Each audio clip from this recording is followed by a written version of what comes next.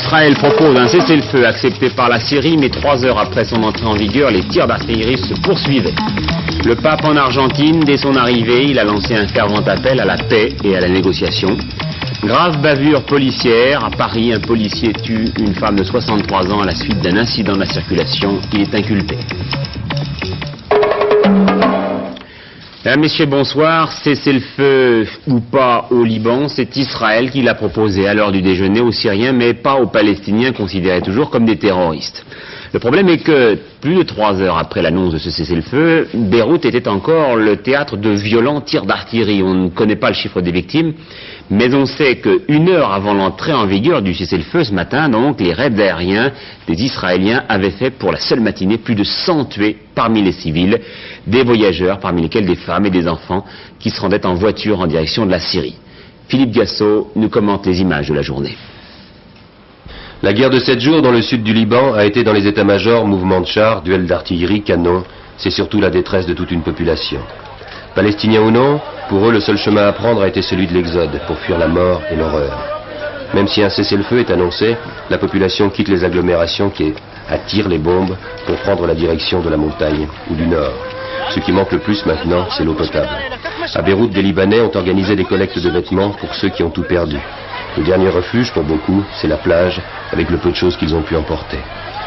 Des villes entières ont été désertées, des familles ont été séparées. La Croix-Rouge internationale fait ce qu'elle peut dans un pays complètement isolé du monde. Le cessez-le-feu unilatéral, décidé par les Israéliens et accepté par les Syriens, ressemble aussi à ces images. Mais la guerre n'est pas terminée. Les Israéliens n'ont pas fait la trêve avec les Palestiniens, qui sont traqués. La nouvelle décision de cessez-le-feu peut très bien laisser les coudées plus franches aux Israéliens pour neutraliser les Palestiniens. L'exode n'est pas prêt de s'arrêter, ni le sang de s'arrêter de couler. Jérusalem n'envisage pas de retirer ses troupes avant plusieurs semaines, si on met les choses au mieux. Les Palestiniens ont déclaré qu'ils se battraient jusqu'au dernier. On ne peut pas donner tort à ceux qui préfèrent aller ailleurs, où se trouve peut-être l'espoir de découvrir un refuge, loin de la fournaise. Les prisonniers palestiniens, comparés à la misère incalculable des civils, sont eux comptabilisés et pris en charge, même si certains d'entre eux préfèrent ne pas toucher au pain de l'ennemi. Un refus qui reste un dernier geste d'orgueil. Qui peut croire que le gouvernement syrien va laisser l'armée israélienne augmenter encore son contingent de prisonniers et comment ne pas donner raison à ceux qui pensent que le cessez-le-feu accepté par Damas est fondé sur un malentendu. La situation sur le terrain donne raison à ceux qui doutent, car on annonce de Beyrouth que de nouveaux raids ont eu lieu après le cessez-le-feu sur la route de Damas, ainsi qu'un combat d'artillerie au sud de la capitale libanaise. Une drôle de trêve.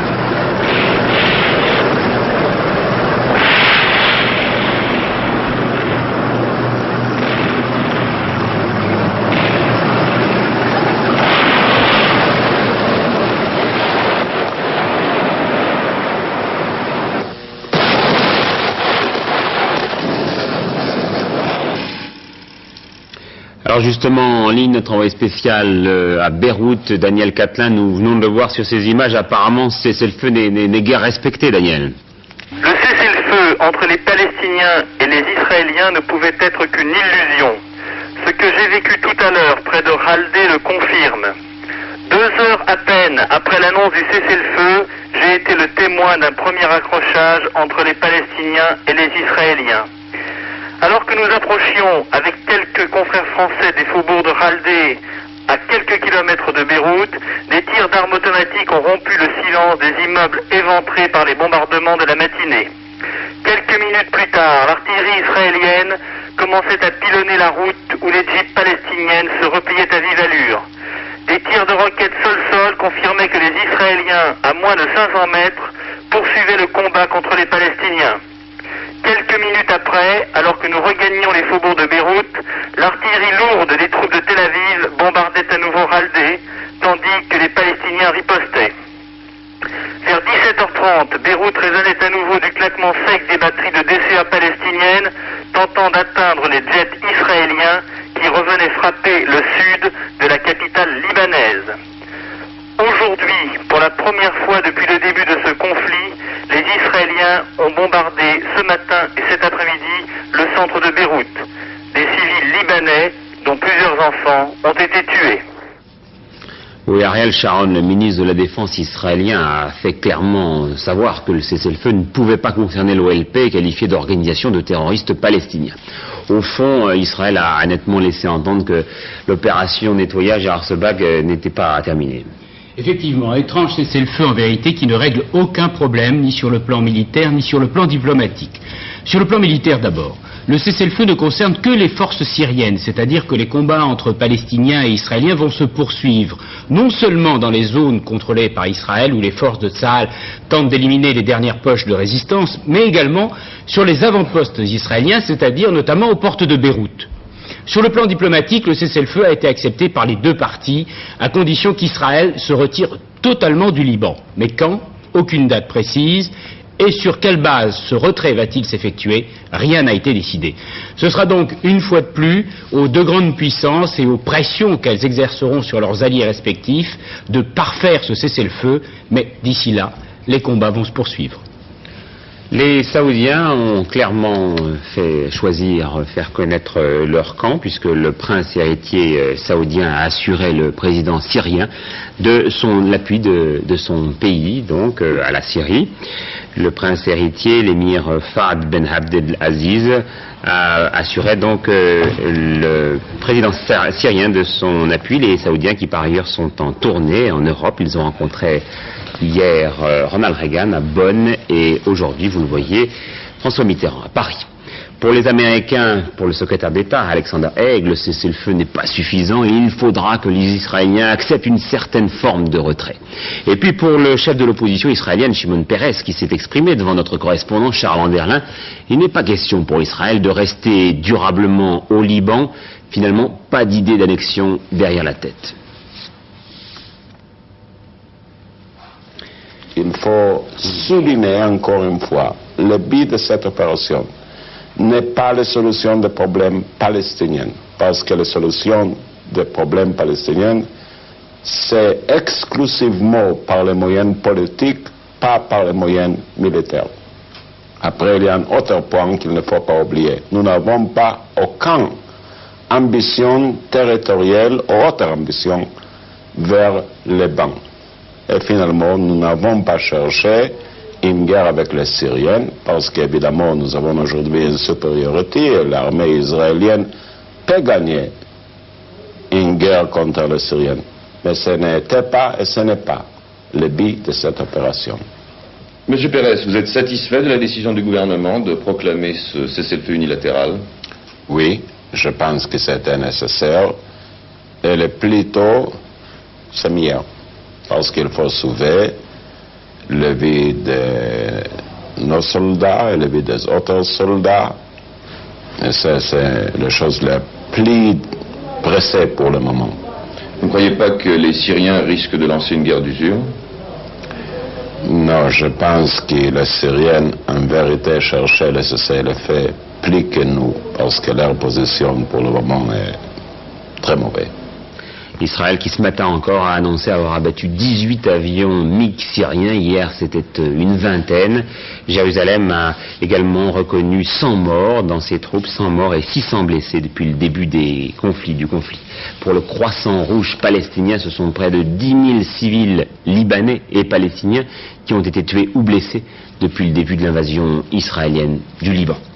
Charles Hernu, le ministre français de la Défense, a fait savoir aujourd'hui à Lorient que 3 navires avaient appareillé ce matin de Toulon pour Beyrouth, afin de rapatrier les Français qui le désirent. J'ajoute enfin que la Libye a demandé à l'URSS de fournir des armes à la Syrie et à l'OLP. Autre guerre, celle des Malouines. Dès son arrivée à Buenos Aires, Jean-Paul II a prié pour la paix et pour la négociation. Sur place, nous rejoignons Philippe Rochaud. Les deux pouvoirs qui font l'Argentine étaient tout à l'heure au pied de la passerelle pour accueillir Jean-Paul II sous la pluie et dans un vent violent. Le pouvoir religieux avec le cardinal Aramburu, archevêque de Buenos Aires, et Monseigneur Calabresi, le nonce apostolique, et puis le pouvoir militaire avec le général Galtieri, le chef de la junte. Jean-Paul II, après avoir baisé le sol et béni cette Argentine qui reçoit pour la première fois la visite d'un pape, a répété ce qu'il avait dit dans son voyage au Mexique. « Je suis un pèlerin de la paix et de l'espérance », insistant sur le caractère pastoral de sa visite, afin de montrer qu'il ne vient pas ici en tant que médiateur. Mais le pape, accueilli par plus d'1 million de personnes sur le parcours qu'il a mené à la cathédrale de Buenos Aires, a voulu élargir son discours aux autres conflits qui frappent le monde, la guerre entre l'Irak et l'Iran et le Liban. Ça n'est pas Hiroshima, a-t-il dit, mais chaque fois que nous risquons la vie d'un homme, nous déclenchons un mécanisme qui conduit à ce genre de catastrophe. Ensuite, face à la cathédrale, Jean-Paul II s'est rendu au palais du gouvernement et s'est entretenu avec le général Galtieri pendant plus d'une demi-heure. Même si Jean-Paul II n'entend pas servir de médiateur dans le conflit, son voyage en Argentine peut incontestablement amener les militaires à Buenos Aires à modérer leur position sur l'affaire des Malouines. Vous savez qu'hier, Mme Thatcher avait reconnu un grand nombre de pertes parmi ses troupes. Les Argentins ont aussitôt avancé le chiffre d'1 millier d'hommes, ce qui paraît excessif. Toujours est-il que ces pertes ont fortement sensibilisé les Britanniques, qui sont venus nombreux accueillir ce matin le retour du Queen Elizabeth II à Southampton. Patricia Coste. Voici d'abord des images en noir et blanc filmées le jour du débarquement des Britanniques sur les Malouines. L'on voit des missiles britanniques chercher puis toucher les avions argentins. Mais ces missiles, qui semblent ne pas pouvoir manquer leur cible, n'ont pu empêcher les avions argentins, par vagues, à basse altitude, de venir couler ce jour-là 2 bâtiments anglais, dont la frégate Ardent, dont on voit ici les images. Le navire a brûlé toute la nuit, 20 marins sont morts, les survivants, les voici. Arrivés ce matin à Londres sur le Queen Elizabeth II. 700 rescapés en tout, survivants de 3 bâtiments coulés, l'Ardent, l'Antelope et puis le Coventry. Ils ont été follement acclamés. Le Queen Elizabeth II était parti pour les Malouines avec 3500 soldats britanniques qui ont ensuite été transbordés sur des navires d'assaut puis débarqués aux Malouines. C'est lors d'un de ces transbordements, mardi dernier, que l'aviation argentine a de nouveau causé de graves dégâts en matériel mais surtout en hommes aux Britanniques. Hier, une équipe d'Antenne 2 avait été prise à partie à Buenos Aires lors de la manifestation hebdomadaire des mères de disparus de la place de Mai, celle que l'on appelle les folles de mai. Bousculés, les membres de notre équipe ont été obligés de quitter la place. À l'étranger, il faut encore savoir que Ronald Reagan a regagné Washington après 10 jours de séjour en Europe. Une petite manifestation a réuni ce matin à Berlin 5000 opposants à la politique du président américain. 100 000 autres hier avaient manifesté pour le désarmement. Et 20 000 autres, enfin, avaient applaudi Ronald Reagan peu de temps auparavant. Ma tournée est un succès, a dit le président américain. Les élections à l'île Maurice, forte participation, près de 90% de votants. Les observateurs pensent que le Parti travailliste devrait céder la place aux formations plus à gauche que lui. Enfin, en Espagne, Santiago Carrillo a été obligé de quitter la direction du Parti communiste. Il faut enfin savoir qu'un parlementaire ouest-allemand a demandé une nette dévaluation du franc français, le considérant de plus en plus faible, ceci alors que la monnaie nationale est à son plancher dans le système monétaire européen. Face aux 2 monnaies les plus fortes, le Deutsche Mark et le florin, le dollar, lui, s'est légèrement replié à 6 francs 26 et il y a 5 minutes, j'apprenais que ce soir était convoquée à Bonn une réunion du comité monétaire, du système monétaire européen. On pense que cela pourrait légèrement devancer un conseil des ministres des Finances prévu peut-être pour demain à Bruxelles, un conseil des ministres des Finances parmi lesquels donc se retrouverait sans doute Jacques Delors pour la France, qui pourrait peut-être décider d'un éventuel réaménagement des devises au sein du SME. En tout cas, c'est une information à prendre au conditionnel. Ce qui est sûr, c'est que le comité monétaire du SME est réuni ce soir à Bruxelles. L'histoire d'une bavure maintenant, une bavure qui choque. Une femme de 63 ans a été tuée par balle cette nuit sur le périphérique parisien par un policier qui vient d'être inculpé. Selon le mari de la victime, le policier, qui était en civil dans une voiture banalisée, était ivre. Il s'était arrêté avec ses compagnons pour une simple histoire de queue de poisson. Il a tiré à bout portant. Ce soir encore, le mari crie vengeance. Monsieur Quentin, qu'est-ce que vous allez faire maintenant? Maintenant, une campagne de presse, des affiches posées à Paris et dans la région parisienne, et je demande à être reçu par monsieur Mitterrand et monsieur Gaston Defferre. Et si ce n'est pas fait, eh bien, je réitérerai jusqu'à temps que satisfaction me soit donné. On a assassiné mon épouse cette nuit, un policier ivre. Je tiens à ce que toute la population soit informée. C'est tout. Voilà, elle est sur notre antenne à 12h45. Gaston Defferre faisait savoir qu'il suspendait les 3 policiers impliqués dans le drame, dans l'attente des décisions que prendra le parquet. Cette décision, vous la connaissez maintenant, l'inculpation du tireur, qui s'appelle Serge Gonzalez. Un incident déplorable, a dit le ministère de l'Intérieur. L'inspection générale des services, l'IGS, enquête en ce moment. Et par ailleurs, on note qu'il n'y a pas eu de la part des policiers un réflexe de couverture, disons, des coupables parmi eux. Politique maintenant, avec tout d'abord cette surprise ce matin, en effet, sur le bureau de quelques journalistes, un livre signé Georges Pompidou. Rien n'avait filtré avant sa publication. Son titre, vous le voyez, Pour rétablir une vérité. L'ancien président parle longuement de ses rapports avec le général de Gaulle.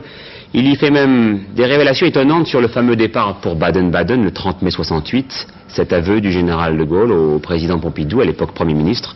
J'ai eu une crise de découragement. Pour la première fois de ma vie, j'ai eu une défaillance, dit le général de Gaulle. Je ne suis pas fier de moi. En exergue, Claude Pompidou explique pourquoi elle a choisi de publier les mémoires de son mari. Demain et dimanche, à la porte de Vincennes, à Paris, le 5e congrès national du Parti républicain, fondé il y a déjà plus de 15 ans par Valéry Giscard d'Estaing. Patricia Charnonnet nous dit où en est le parti un an après la défaite de son fondateur au présidentiel. La position a sans aucun doute révélé les faiblesses du Parti républicain qui se demande aujourd'hui quel programme proposer, quelle doit être la stratégie du parti, à quel moment faut-il renouveler la direction. De nombreuses questions qui ont plutôt divisé les giscardiens depuis un an. Il est vrai que leur marge de manœuvre est étroite entre leur fidélité à Valéry Giscard d'Estaing et leur appartenance à l'UDF. La direction du parti, consciente de la carence doctrinale, a donc proposé à tous les militants de s'exprimer sur un manifeste qui devrait constituer le nouveau projet républicain. La reconquête du terrain passe aussi par la reconquête des esprits, passe aussi peut-être par le fait de faire la toilette de nos idées. Nous avons eu des idées qui étaient encore une fois des idées de soutien au gouvernement, où nous avons eu des pesanteurs, nous avons accepté peut-être à tort certaines idées de nos adversaires, nous avons accepté des pesanteurs technocratiques extrêmement lourds. Alors maintenant nous sommes dans l'opposition, allons-y, profitons-en pour nous renouveler nos partis, renouveler les hommes, et puis aussi renouveler nos idées.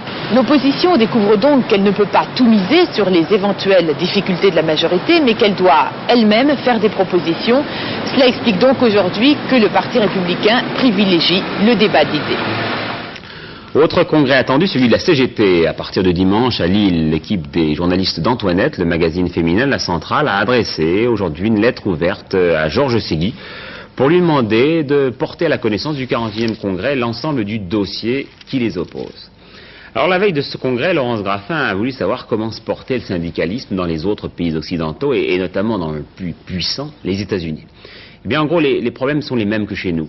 Perte d'adhérents, offensive de certains patrons pour contrer l'influence syndicale, démobilisation des travailleurs en raison de la crise. Voyez maintenant le reportage de Laurence Graffin et de Bernard Pucesseau. Mai 1887. 5 ouvriers grévistes de la société International Harvester sont pendus à la suite d'une émeute au Haymarket à Chicago. C'est depuis ce jour qu'on célèbre dans le monde le 1er mai.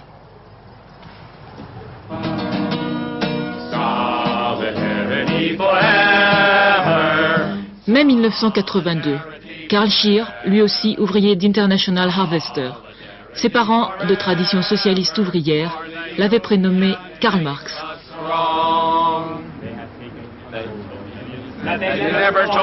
Depuis 40 ans, il milite dans l'un des syndicats les plus prestigieux des États-Unis, l'UAW, syndicat de l'automobile. Il a participé à ses plus grandes conquêtes. Depuis la tragédie du Haymarket, nous avons eu l'explosion des années 30, avec l'organisation des masses et les grèves. Et nous avons gagné alors la reconnaissance de notre syndicat. Et puis, nous avons négocié les fêtes et les congés payés. Nous avons négocié les allocations supplémentaires de chômage pour maintenir le pouvoir d'achat des chômeurs. Nous avons négocié l'assurance santé, car nous n'avons pratiquement pas d'assurance médicale. Tout cela, nous l'avons négocié avec des accords, des grèves, des sacrifices, des luttes. Rien n'a été donné. Il nous a fallu nous battre pour la moindre avancée. Et les Noirs? Ils ont obtenu la dignité et ils se sont montrés à la hauteur de tâches dont les chefs ne les auraient jamais cru capables. 22% des salariés américains sont syndiqués, mais 100% dans l'usine de Carl. Car une partie des États américains, dans le Nord et l'Est surtout, ont des lois qui permettent aux syndicats, une fois implantés dans une entreprise, d'exiger la syndicalisation de tous les ouvriers. Qu'est-ce qui se passe si un nouvel embauché n'est pas syndiqué? Il a 30 jours pour décider s'il veut travailler ici. Car nous avons ce qu'on appelle l'union shop. Cela veut dire qu'il faut entrer au syndicat dans les 30 jours et que c'est une condition absolue d'emploi, au même titre que les lunettes de sécurité. Mais dans cette usine International Harvester, la moitié des chaînes sont arrêtées. Le grand constructeur de moissonneuses-batteuses est au bord de la faillite. 6 milliards de francs de pertes en 2 ans, 24 milliards de dettes. Les banques lui ayant mis le couteau sur la gorge, la direction, réputée pour sa dureté, a quémandé auprès des syndicats, cette poignée de main a lieu en pleine négociation, un gel des salaires, la suppression de certains congés payés et promis un new look, des garanties sur l'emploi et les conditions de travail. Quelques jours après cet accord qui permettait d'éviter le dépôt de bilan, le président d'Harvester démissionnait, limogé par les banques, dit-on. La situation est parfois pire chez les sous-traitants. Le cœur gros, Carl Scheer annonce aux ouvriers de l'entreprise Borg-Warner les exigences des employeurs. $8 de l'heure.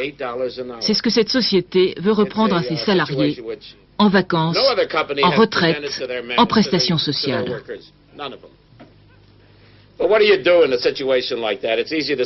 La régression la plus dure qui ait jamais été proposée. La première fois depuis 50 ans de conquête sociale, les grands accords récents remettent en question les avantages acquis.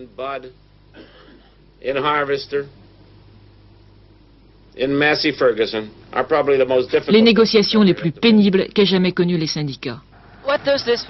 Qu'est-ce que cette récession représente par rapport aux précédentes? C'est la plus profonde que nous ayons jamais eue, depuis la Grande Dépression des années 30.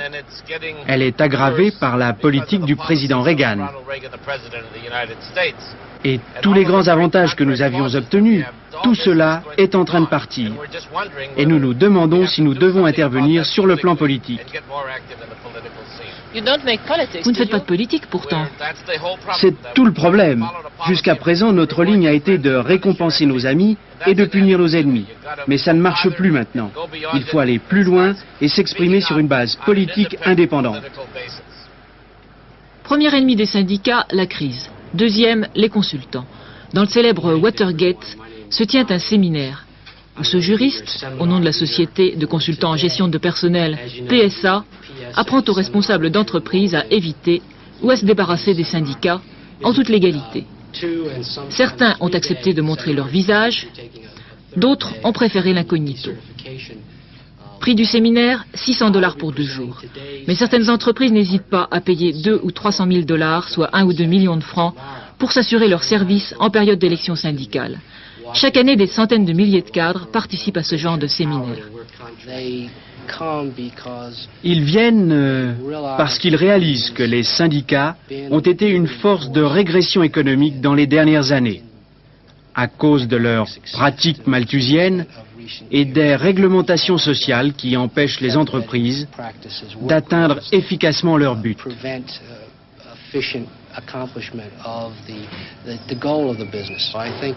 Je pense qu'on reconnaît aujourd'hui bien clairement que le syndicalisme n'est pas inévitable, que les employeurs et les salariés peuvent très bien coexister sans une tierce partie représentant les salariés. Au quartier général de la FLCIO, la grande confédération syndicale américaine, Charles McDonald, chargé de parer l'offensive, accuse. Ils se disent consultants en gestion de personnel. Ce sont tout simplement des briseurs de syndicats.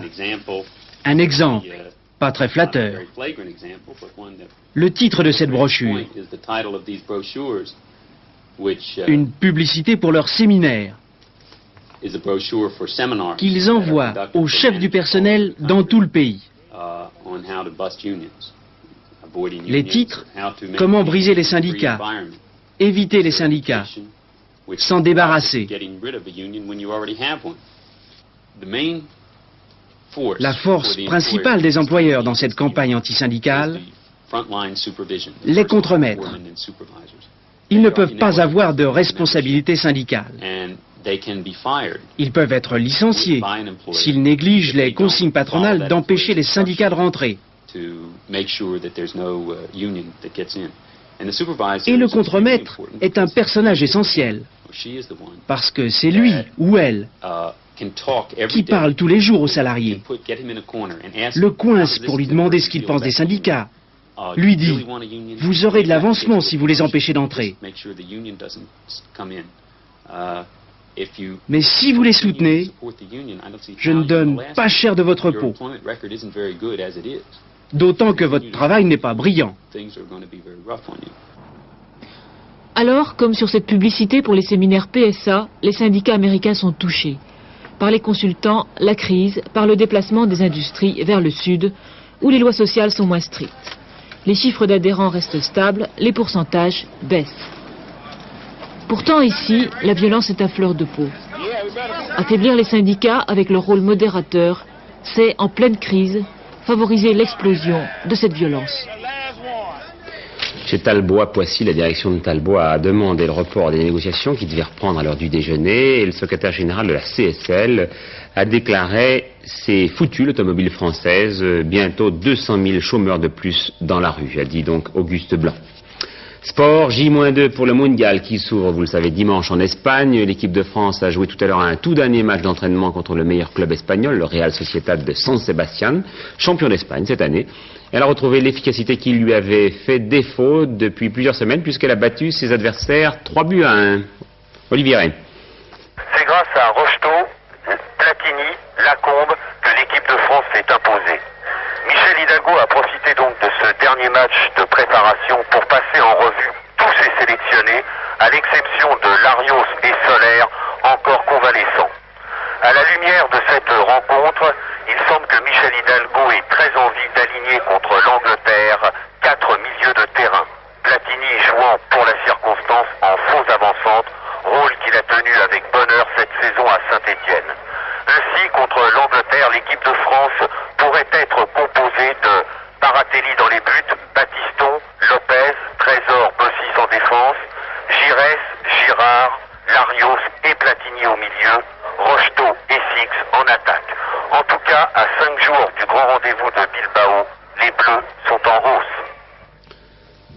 Voilà, avant de donner la parole à Laurent Bourmed, une petite pensée pour nos jeunes amis qui ont passé aujourd'hui leur épreuve de philo pour le bac. Ils étaient 260 000. Je voudrais juste vous livrer 3 sujets sur lesquels nous, journalistes, nous aurions beaucoup à méditer. C'était en région parisienne. En série A, peut-on présumer que l'histoire a un sens? En série B, on parle des droits de l'homme. Cette notion a-t-elle un fondement philosophique? Et puis en série C, toute vérité est-elle vérifiable? Eh bien, dès demain, vous pourrez vérifier la vérité de Laurent Bourmed. Oui, absolument. Ben, la vérité de la météo, Patrick, c'est que ça se gâte. Hein. C'est pas très gai. C'est comme ça, c'était prévu et ça arrive.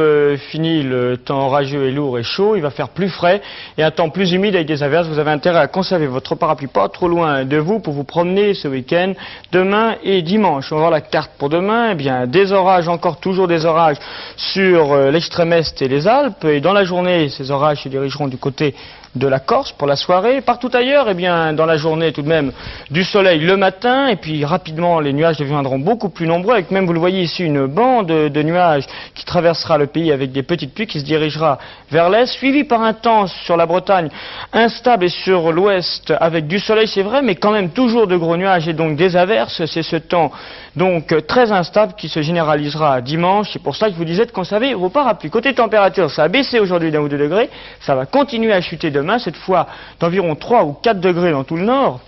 Ce qui fait qu'on arrive à des températures, vous le voyez, inférieures à la normale saisonnière. Attention donc, après le chaud, le froid, attention à ne pas attraper de rhume ou d'angine. Du côté de l'agenda, bien pour une fois, ce n'est pas la Sainte-Catherine, mais la Saint-Guy. Enfin, un petit pronostic pour le mondial de l'Espagne, non pas sur le football, mais sur la météo. Il semble que le début du tournoi, en début de semaine, sera un petit peu humide. Voilà.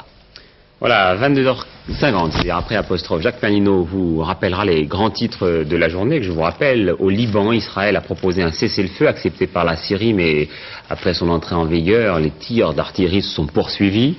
Le pape en Argentine, dès son arrivée, il a lancé un fervent appel à la paix et à la négociation. Deux graves bavures policières. Un policier a tué une femme de 63 ans à la suite d'un accident de la circulation. Il a été inculpé. Inculpé aussi cet autre gardien de la paix pour avoir tué un adolescent de 18 ans. Et puis pour les monnaies, une réunion du comité monétaire du SME à Bruxelles ce soir et peut-être dès demain un réaménagement des devises. Merci de votre attention. 22h50, Jacques Pernineau. J'aurai le plaisir de vous retrouver à 20h demain soir. Merci à tous.